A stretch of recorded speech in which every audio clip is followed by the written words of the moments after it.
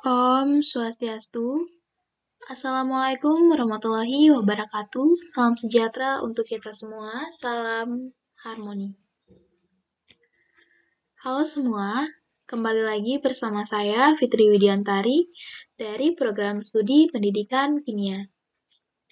Pada kesempatan kali ini, saya akan menjelaskan 16 soal tentang isomeri geometri dan juga kondensasi aldol. Nah, kita langsung saja masuk ke nomor 1. Mengapa susunan suatu atom dalam suatu molekul dapat menentukan sifat dari molekul tersebut? Nah, seperti yang kita tahu, atom merupakan partikel terkecil yang menyusun sifat dan karakteristik baik senyawa maupun molekul. Yang mana susunan atom dalam molekul itu nantinya akan menentukan sifat dari molekul tersebut. Hal ini terjadi karena perbedaan ikatan antar atom yang menyebabkan kekuatan ikatan maupun kestabilan dari atom pusatnya berbeda. Contohnya pada isomer suatu molekul, yang mana dengan rumus kimia sama, tetapi rumus strukturnya berbeda, maka sifatnya pun akan berbeda. Soal nomor 2, tuliskan rumus struktur asam maleat dan jumlah gugus fungsi yang terdapat pada struktur molekulnya. Asam maleat dengan rumus molekul C4H4O4 memiliki struktur seperti yang ada pada slide, di mana molekul ini terdiri dari gugus etilena yang berikatan dengan 2 gugus asam karboksilat. Jadi terdapat 3 gugus fungsi dalam asam maleat ini. Nah, selanjutnya tuliskan rumus struktur asam fumarat dan jumlah gugus fungsi yang terdapat pada struktur molekulnya.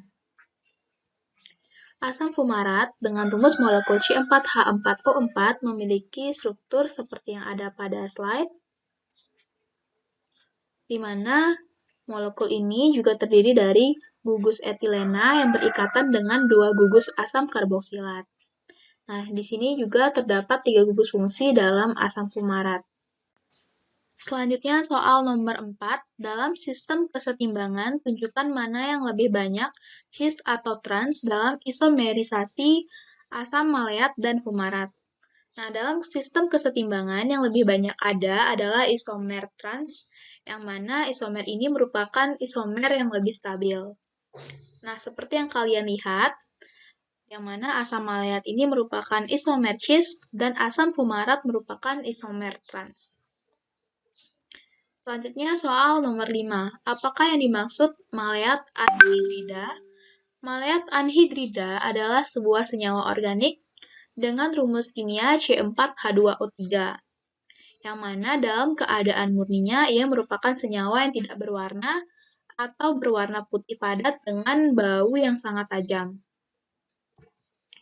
Soal nomor 6, sebutkan alat dan bahan yang digunakan pada kondensasi aldol.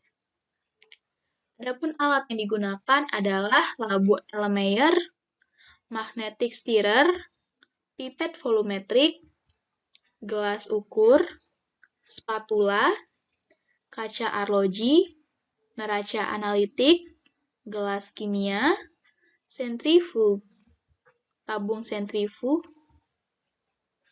pipet Pasteur, cawan porselin, dan kertas pH. Nah, adapun bahan yang digunakan dalam praktikum kondensasi aldol adalah benzaldehida, aseton, natrium hidroksida 10%, aquades, etanol, asam klorida, 2,4 dinitrofenilhidrazin, dan bromin dalam karbon tetraklorida. Selanjutnya soal nomor 7. Tuliskan mekanisme umum untuk kondensasi dengan katalis basa. Nah, hidrogen yang terletak pada atom karbon yang berdekatan dengan ikatan rangkap karbon oksigen bersifat asam dan dapat dengan mudah dipindahkan oleh basa. Apabila suatu aldehid diolah dengan basa seperti natrium hidroksida, maka akan membentuk ion enolat yang dapat bereaksi dengan gugus karbonil dari molekul aldehid yang lain. Yang mana reaksi ini disebut dengan reaksi kondensasi aldol, di mana mekanismenya seperti yang ada pada slide. Nah, ion enolat bereaksi dengan suatu molekul aldehid lain dengan cara mengadisi pada karbon karbonil untuk membentuk suatu ion alkosida yang kemudian akan merebut sebuah proton dari dalam air untuk menghasilkan produk dari aldol itu sendiri. Soal nomor 8, setelah larutan jernih dan didinginkan, kenapa terbentuk kristal asam maleat? Nah, prinsip dasar kristalisasi yaitu perbedaan kelarutan antara zat yang akan dimurnikan dengan kelarutan zat-zat yang tidak diinginkan atau zat pengotor. Salah satu proses kristalisasi yaitu melalui pendinginan. Asam maleat, kelarutannya berkurang drastis dengan menurunnya temperatur. Kondisi yang lewat jenuh dicapai dengan pendinginan larutan panas yang juga jenuh. Berikutnya soal nomor 9. Tuliskan reaksi yang terjadi antara asam maleat dengan asam klorida pekat. HCl berfungsi sebagai katalis yang mana pada akhir reaksi, ion hidrogen yang berasal dari asam klorida akan dilepaskan kembali. Asam maleat mengalami isomerasi menjadi asam fulmarat yang lebih stabil dalam asam klorida pada kondisi refluks. Selama proses refluks, perlahan-lahan asam maleat akan bertransformasi menjadi asam fumarat karena terjadinya rotasi pada ikatan rangkap. Adapun mekanismenya ditunjukkan pada slide ini. Berikutnya soal nomor 10. Jelaskan apa yang dimaksud dengan kondensasi aldol. Nah, kondensasi aldol merupakan sebuah reaksi organik yang mana ion enolat bereaksi dengan senyawa karbonil membentuk beta-hidroksialdehida atau beta-hidroksiketon yang diikuti dengan dehidrasi membentuk enon terkonjugasi. Dalam kondensasi aldol, suatu ikatan karbon-karbon baru yang terbentuk antara atom karbon A dari satu senyawa karbonil dan atom karbon-karbonil yang lainnya. Karena keasaman atom hidrogen A dari senyawa karbonil memungkinkan senyawa karbonil tersebut bereaksi dengan yang lainnya sehingga akan menghasilkan suatu produk gabungan keduanya yaitu suatu aldehid dan alkohol. Berikutnya soal nomor 11. Langkah pertama, labu Erlenmeyer sebanyak 25 ml yang mengandung pengaduk magnet ditempatkan 2,0 ml benzaldehida dan 0,80 ml aseton. Apa yang terjadi dengan campuran kedua larutan ini? Nah, ketika larutan benzaldehida dan aseton tercampur, maka dihasilkanlah warna kekuningan yang berasal dari benzaldehida yang asal mulanya memang berwarna kekuningan. Dan warna aseton akan tertutupi oleh warna dari benzaldehida. Berikutnya soal nomor 12. Kemudian campuran reaksi tersebut ditambahkan 20 ml larutan natrium hidroksida 10%. Diaduk selama 30 menit. Jelaskan apa yang terjadi dari langkah ini. Nah, penambahan natrium hidroksida bertujuan untuk memberikan suasana basah dalam reaksi, sehingga pembentukan aldol akan terjadi lebih cepat, atau dengan kata lain, penambahan natrium hidroksida sebagai katalis dalam pembentukan aldol. Jadi, natrium hidroksida ini berfungsi sebagai katalis. Nah, sedangkan pengadukannya dilakukan dengan menggunakan magnetic stirrer selama 30 menit dengan tujuan untuk mempercepat reaksi yang berlangsung. Hal ini disebabkan karena reaksi organik merupakan reaksi molekuler yang lambat, sehingga diperlukan bantuan agar terjadinya tumbukan yang efektif antara molekul. Nah, setelah proses sentrifugasi, maka terbentuk larutan keruh kekuningan. Di permukaan larutan yang terdapat pada lapisan seperti minyak berwarna jingga serta tidak muncul endapan berwarna putih kekuningan pada dasar tabung sentrifugus, yang seharusnya dapat dicurigai sebagai kristal dari dibenzal aseton. Berikutnya yaitu soal nomor 13. Hasil reaksi dipindahkan ke dalam tabung sentrifugus, lalu disentrifugasi dan dipisahkan larutannya dengan pipet Pasteur.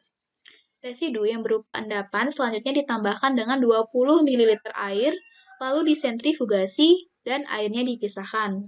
Langkah ini diulang hingga airnya bersifat netral, yang mana diuji dengan kertas pH. Apa yang terjadi dalam tahap ini? Nah, sentrifugasi dilakukan dengan tujuan untuk mempercepat terbentuknya endapan. Setelah dilakukan sentrifugasi, maka akan terbentuk endapan berwarna kuning-orange. Endapan ditambahkan dengan 20 ml air sebanyak 4 kali sampai pH air menjadi netral. Hal ini bertujuan untuk menetralkan basa yang mungkin masih tertinggal di dalam endapan. Pada pencucian ini, warna orange pada endapan akan memudar. Hal ini menunjukkan bahwa endapan sudah tidak bersifat basah dan endapan sudah bersih dari zat-zat pengotor. Endapan yang sudah dicuci lalu dilarutkan dengan etanol panas dan menghasilkan larutan yang berwarna merah orange. Kemudian soal nomor 14.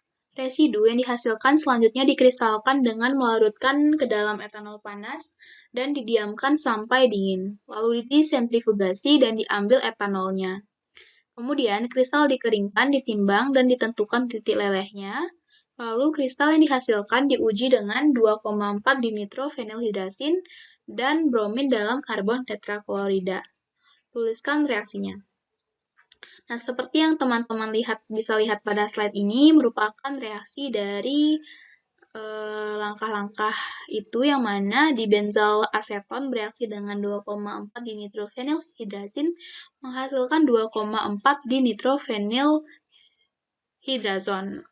Nah, lalu dilakukan uji dengan bromin dalam karbon tetraklorida.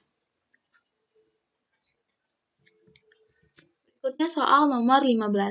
Di bidang biokimia, mengapa reaksi aldol merupakan salah satu langkah kunci dalam glikolisis? Nah, hal ini karena reaksi aldol dikatalisasi oleh enzim aldolase. Reaksi aldol sangat penting dalam sintesis organik karena ia akan menghasilkan produk dengan dua pusat stereogenik yang baru. Nah, soal yang terakhir, jelaskan kajian dan bagaimana kita tahu bahwa percobaan argumentasinya itu benar dan berhasil. Pada artikel yang berjudul Theoretical Analysis of Structural Diversity of Covalent Organic Framework, Stacking Isomer Structure, Thermodynamic and Kinetics. Pada jurnal yang telah diberikan, peneliti melakukan penelitian tentang struktur isomer dari COF 2 dimensi yang representatif untuk susunan monolayer dan 3 dimensi. COF merupakan kopolimer organik 2 dimensi yang mana setidaknya 2 jenis monomer dihubungkan dengan ikatan kovalen untuk menghasilkan lembaran permukaan yang besar dan dapat ditumpuk di atas satu sama lain melalui interaksi pi. Hasil percobaan menunjukkan bahwa adanya kemungkinan struktur isomer monolayer terbentuk di bawah kondisi percobaan dan struktur monolayer bertumpuk menjadi struktur yang bertumpuk. Struktur tersebut dipengaruhi oleh konformasi rotasi lokal yang berbeda dari pi fenilena di setiap monolayer. Selain itu, pola XRD dari struktur 3 dimensi yang bertumpuk awalnya diduga memiliki satu puncak saja, namun ini tidak sesuai. Nah, teman-teman, demikianlah penjelasan 16 soal tentang isomeri geometri dan kondensasi aldol. Saya mohon maaf apabila terdapat banyak kesalahan pengucapan maupun penulisan. Nah, untuk menutup presentasi kali ini, saya tutup dengan Parama Santi. Om Santi Santi Santi Om. Wassalamualaikum warahmatullahi wabarakatuh. Salam sejahtera untuk kita semua. Salam harmoni. Sekian dan terima kasih.